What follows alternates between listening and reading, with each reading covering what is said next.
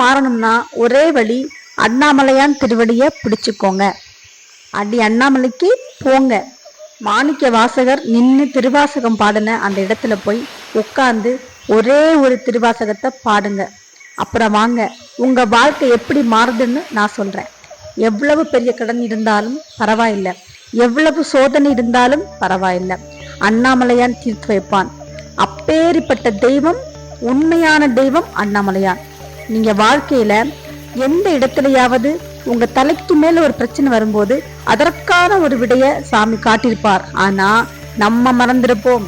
அப்படி இல்லைன்னா விதி மறைச்சிருக்கும். ஆனா அந்த மீறி போவாங்க. விதி வலியது, ஆனா அந்த விதியை வெல்வது எப்படி? அதுதான் திருமறை. அந்த விதியை வெல்வது எப்படி? அந்த விதியை மழுங்க செய்வது எது? அதுதான் நம்முடைய 12 திருமுறைகள். 12 திருமுறைகள் சிவபெருமான் வழிபாடு, சிவபூசை.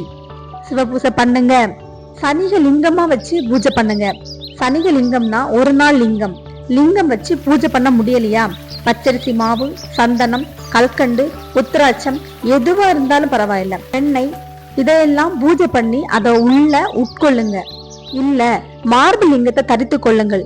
எப்படியாவது உபவாசம் பண்ணுங்க. அது முடியலையா, ஒரு பதிகமாவது தினந்தோறும் பாராயணம் பண்ணி விடுங்கள். ஒரு பதியமாவது நீங்க பாராயணம் பண்ணுங்க. ஒரு பாட்டாவது நீங்க பாடுங்க.